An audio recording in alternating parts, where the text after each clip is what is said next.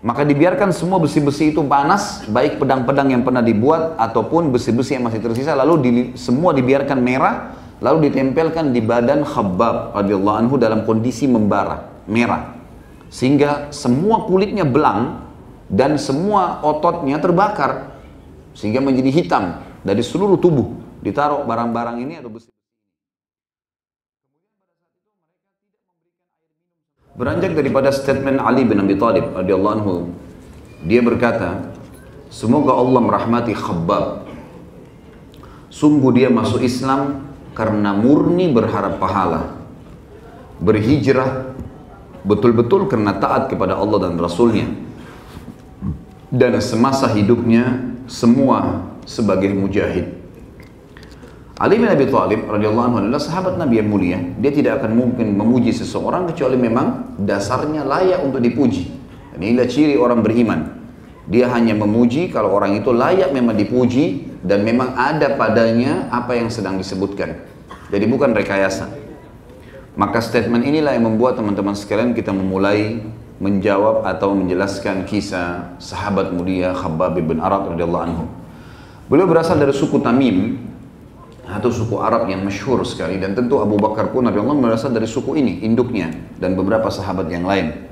Hanya saja sukunya pernah diserang oleh suku yang lain sehingga akhirnya Khabbab radhiyallahu anhu tertawan sebagaimana tertawannya umumnya orang-orang sukunya, dan pada saat itu dia masih anak-anak. Maka diperjualbelikanlah Khabbab ini sampai akhirnya jatuh di tangan seorang wanita di Mekah.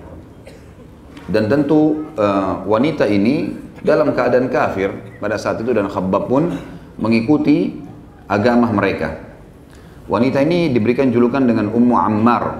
Ummu Ammar. Ya, nanti ini akan kita bahas sebentar insya Allah. Baik, pada saat itu wanita ini sebenarnya dari suku Khuza'ah yang bisa diberikan julukan Khuza'iyah. Dia membeli Khabbab dari pasar, kemudian dia melihat pada diri Khabbab ini ada kelebihan. Karena Khabbab memiliki fisik yang kekar, kelihatan kecerdasan dan kepandaian padanya, dan dia bukan umumnya seperti budak-budak yang berkulit hitam, karena memang dasarnya dari Bani Tamim, dan Bani Tamim ini terkenal dengan kulit yang berwarna putih. Lalu wanita ini pun melihat Khabbab ini karena kecerdasannya ada, dan pada saat itu termasuk sumber pendapatan yang sangat besar di Mekah, selain membuat patung adalah membuat pedang. Maka Ummu Ammar ini pun mengirim Khabbab untuk belajar khusus, dibiayai sama dia, sehingga akhirnya dia memiliki kemahiran dalam membuat pedang. Dan dalam waktu sekejap saja Khabbab sudah menguasai, dan Ummu Ammar mengembangkan dengan cara memberikan atau membukakan sebuah kios yang akhirnya dia bertransaksi atau menjual pedang itu sendiri.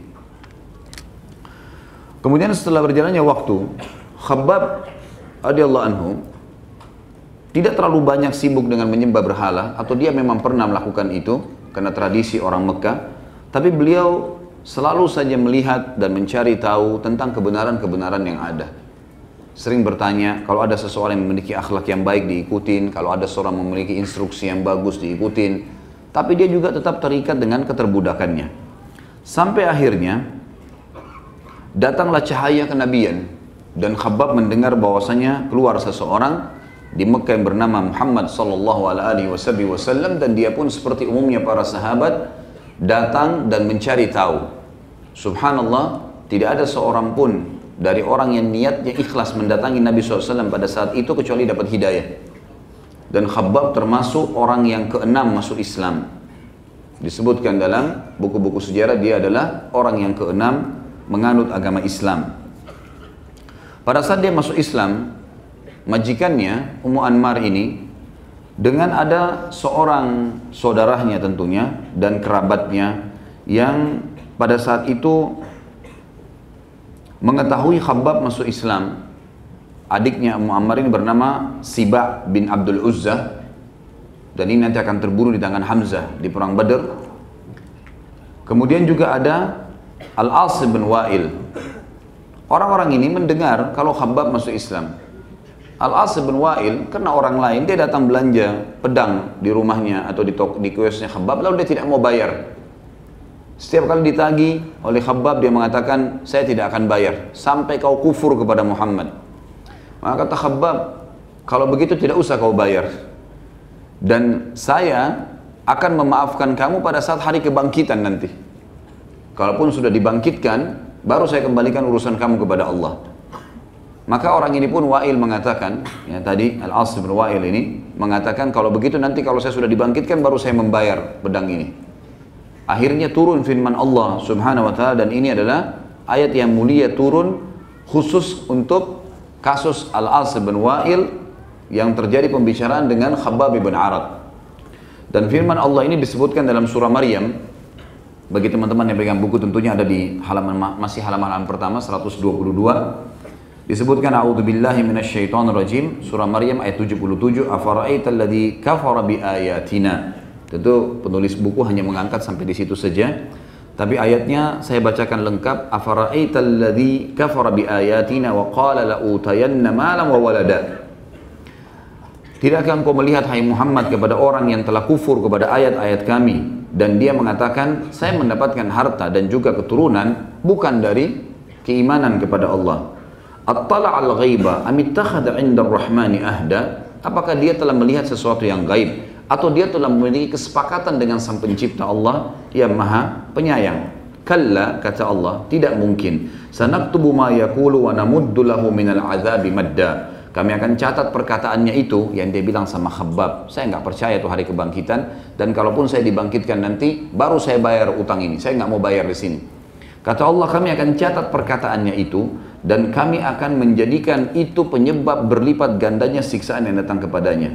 Wa narithuhu wa ma yaqulu wa yatina farda. Dan pasti kami akan kekalkan catatan perkataan itu dan pasti dia akan dibangkitkan kepada kami pada hari kiamat sendirian.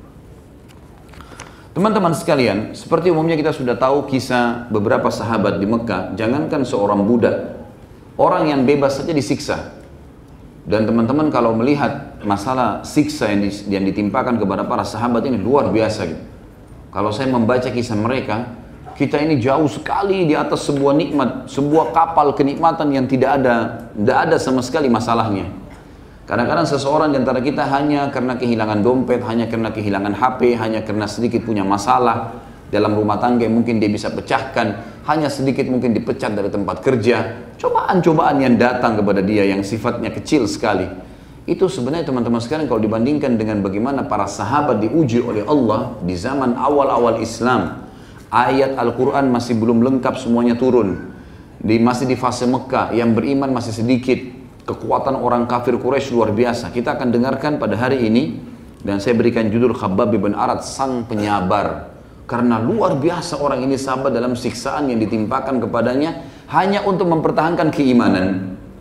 Seseorang di antara kita di zaman sekarang teman-teman sekalian hanya diolok oleh temannya saja. Kenapa celanamu jingkrang? Kenapa kamu harus pelihara jenggot? Kenapa kamu harus ke masjid? Olok-olok, kenapa jilbabmu besar? Kenapa kamu begini? Kenapa begitu? Kenapa kamu poligami? Kenapa kamu begini? Kenapa macam-macam? Semua perintah agama dihardik. Maka dengan hardikan sedikit begini saja sudah ditinggalkan agamanya. Sudah merasa kecil, sudah merasa dia yang bersalah. Padahal patokan seorang muslim adalah hukum Allah. Selama kita berada di atas jalannya Allah, siapapun yang benci, siapapun yang terima, tidak penting bagi kita. Berapa banyak pun orang yang terima atau benci tidak penting bagi kita. Yang penting kita berada di jalannya Allah. Dan Allah akan membenarkan kebenaran walaupun cuma satu orang yang mempertahankannya. Sebagaimana Nabi SAW mempertahankan di Mekah sendirian awalnya. Kemudian menyebar menjadi penduduk atau pengikut yang paling banyak di dunia. Dari 7,5 miliar manusia sekarang, hampir setengahnya umat Islam. Akibat daripada kebenaran yang dipertahankan oleh baginda Nabi SAW. Kita dengarkan teman-teman sekalian bagaimana jenis siksaan tersebut. Ummu Ammar pada saat mendengar budaknya ini, karena masih dalam keterbudakan, masuk Islam, maka dia mendatangi adiknya yang bernama Siba bin Abil Izzah atau bin Abdul Uzza yang tadi tentu saja saya bilang akan terbunuh atau mati di tangannya Hamzah radhiyallahu anhu di perang Badar. Datang kemudian mengajak beberapa orang dari suku Khuza'ah yang datang khusus untuk menyiksa Khabbab. Dan siksaan ini teman-teman sekalian bukan siksaan yang biasa, bukan cuma sekedar digebukin, bukan cuma sekedar ditendangin. Disebutkan dalam buku kita ini, Khabbab radhiyallahu anhu dikerumuni oleh suku Khuza'ah, kemudian secara bersamaan semuanya menjambak rambutnya. beberapa orang. Ya.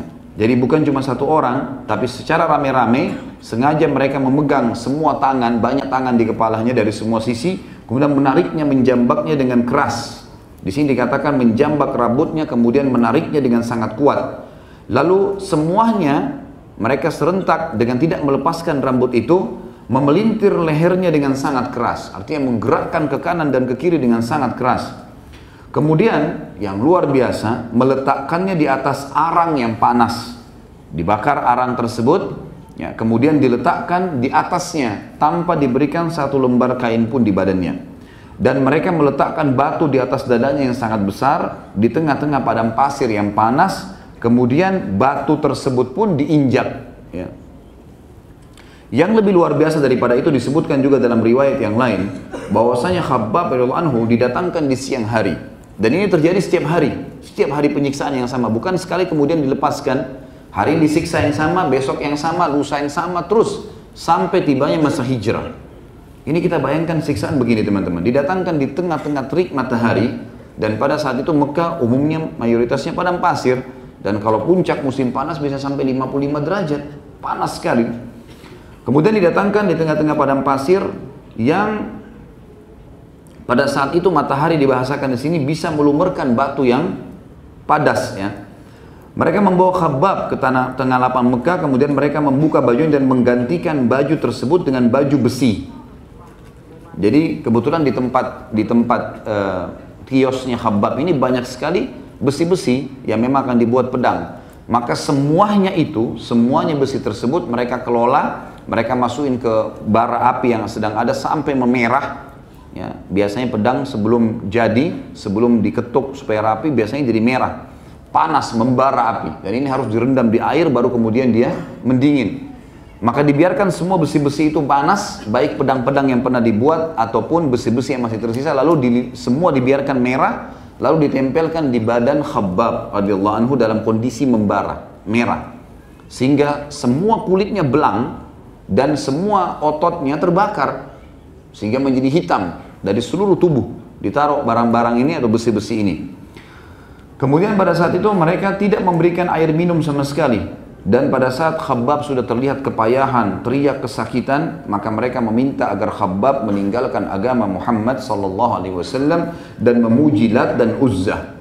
Tapi apa yang terjadi teman-teman sekalian? Dalam kondisi kulitnya terbakar, kondisi besi melengket semua membara di tubuhnya dari kepala sampai kakinya, maka Khabbab radhiyallahu anhu tetap mengatakan, saya tidak akan pernah meninggalkan agama ini, lakukan apapun yang kalian inginkan. Maka setelah melihat penyiksaan yang sangat luar biasa seperti itu, mereka tidak bisa sama sekali melakukan apa-apa. Maka mereka mengambil besi-besi yang panas tadi, dipanaskan kembali pada saat barahnya sudah mulai berkurang, lalu dirantaikanlah di kaki Khabbab, kedua kaki, kedua tangan, leher dan juga dadahnya. Dan dinyalakan api yang didekatkan dengan besi-besi itu. Jadi selalu menyala. Terus begitu, sepanjang hari. Sampai akhirnya Khabbab radhiyallahu anhu mendatangi Nabi SAW. Pada saat dilepas sudah, dia berusaha berdiri sampai dikatakan jalan sambil merangkak radhiyallahu anhu. Waktu siksaan tiap hari seperti ini. Jadi luka belum sembuh, masih luka bakar, dipasang lagi besi yang panas besoknya, sama. Hanya permintaannya satu, tinggalkan agamanya Muhammad. Hanya itu saja. Makanya dari teman-teman sekalian, Khabbab dalam satu riwayat dikatakan datang kepada baginda Nabi SAW, dan ini disebutkan dalam hadis Bukhari. Dia mengatakan, kami mengadu, kata Khabbab, kami pun mengadu kepada Rasulullah SAW. Ketika itu beliau sedang menggelar kainnya di bawah naungan Ka'bah. Jadi ada jubah Nabi SAW ditaruh di atas kepala, karena panasnya terik matahari, beliau Nabi SAW mendekat dengan Ka'bah. Lagi berdoa kepada Allah.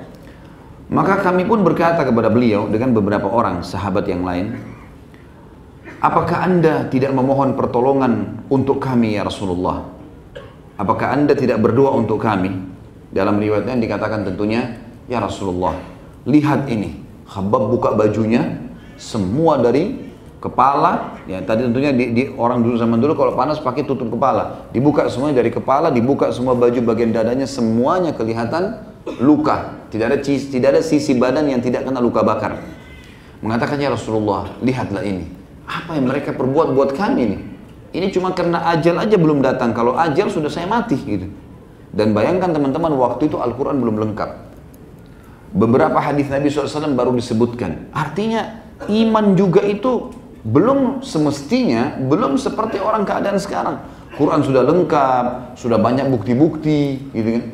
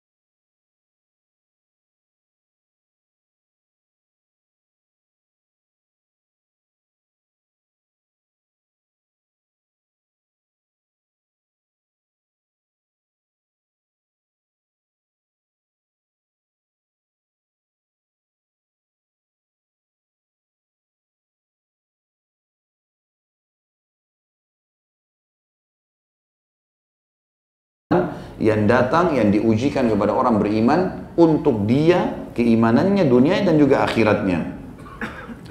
Allah Subhanahu wa taala mengingatkan tentang masalah itu sebagaimana dalam surah Al-Ankabut ayat 2 sampai ayat 3. A'udzu billahi minasyaitonir rajim. Ahasiban nasu an yutraku an yaqulu amanna wa hum la yuftanun. Wa laqad fatanna alladziina min qablihim fala ya'lamanna Allahu alladziina shadaqu wa la ya'lamanna al-kadzibin.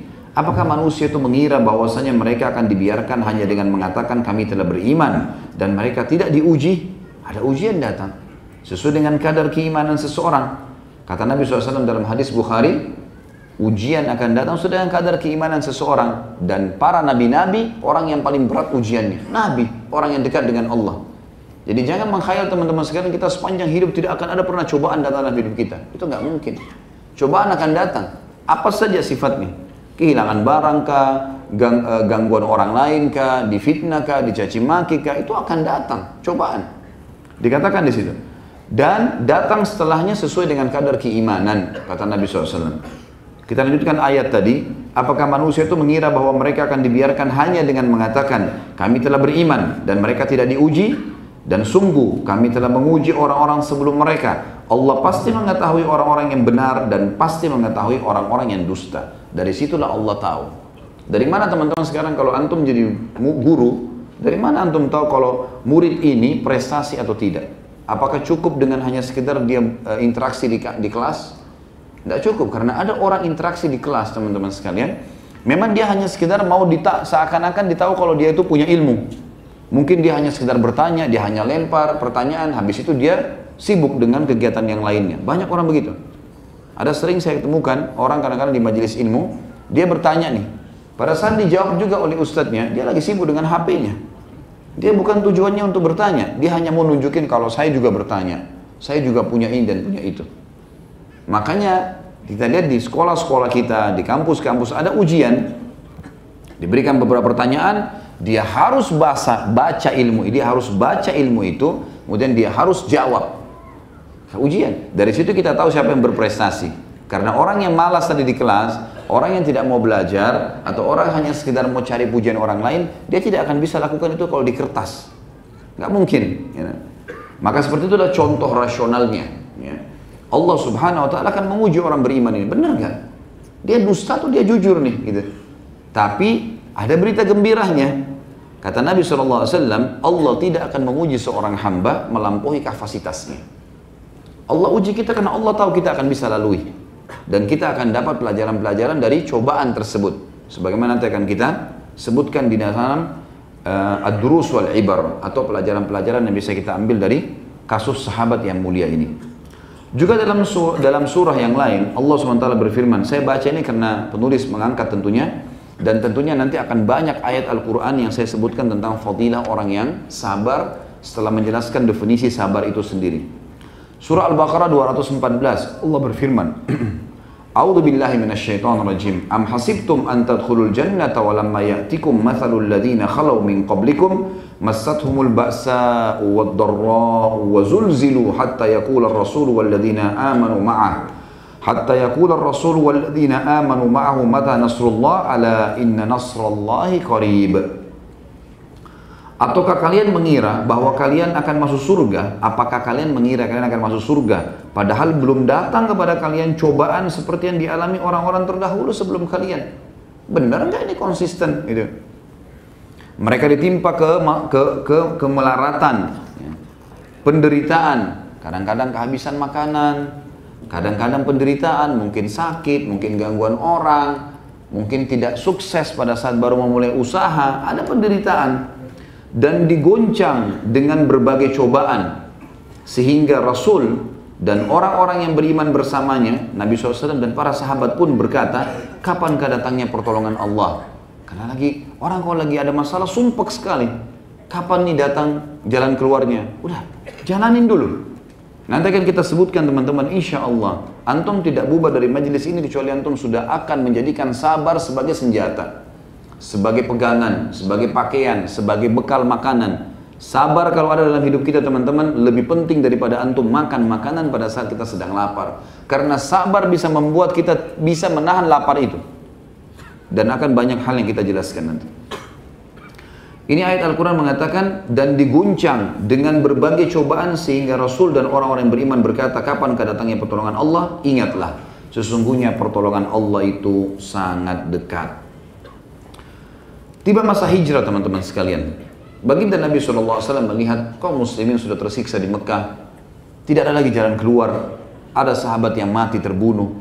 Seperti sudah pernah saya berikan gambaran, Ammar ibn Yasir, ayahnya Yasir namanya radhiyallahu anhu ajma'in, dan istrinya Yasir atau ibunya Ammar namanya Sumayyah, mati syahid dibunuh oleh Abu Jahal. Sumayyah bahkan dalam sebuah athar disebutkan lagi hamil ditusuk perutnya, gitu kan.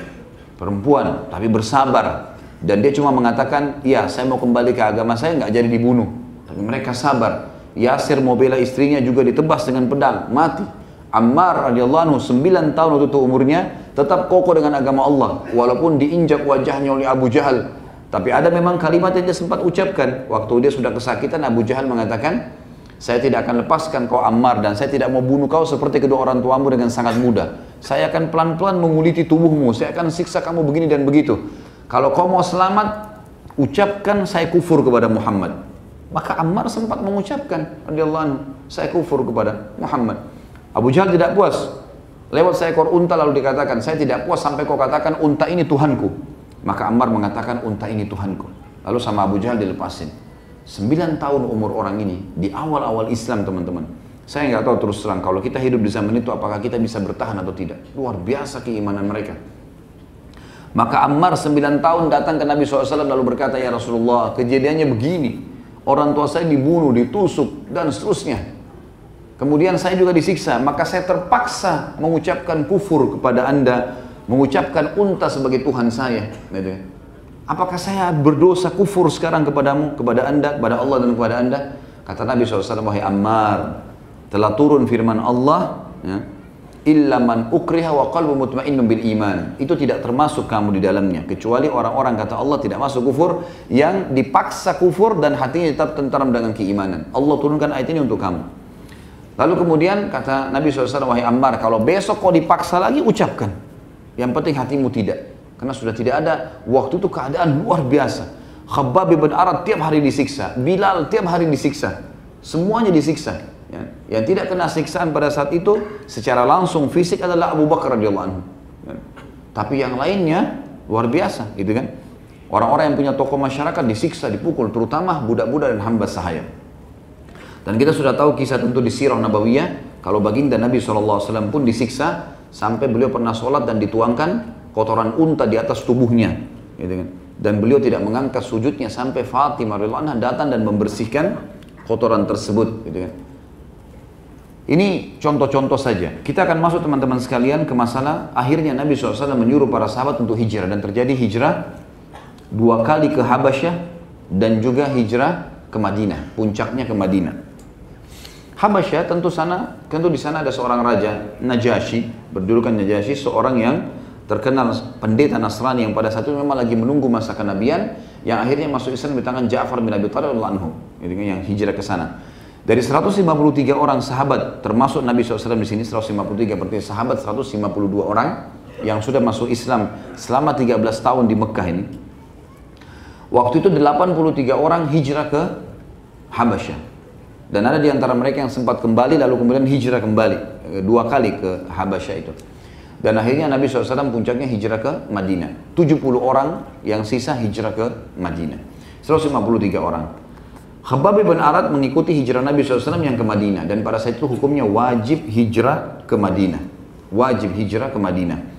Khabbab bin Arat pada saat mau hijrah secara sembunyi-sembunyi sempat mendoakan Ummu Ammar tadi, tuannya, ya, agar dihukum oleh Allah, dan Allah berikan kekuasaan dan dengan kemahaperkasaannya menghukum orang ini, karena bagaimana dia disiksa gitu.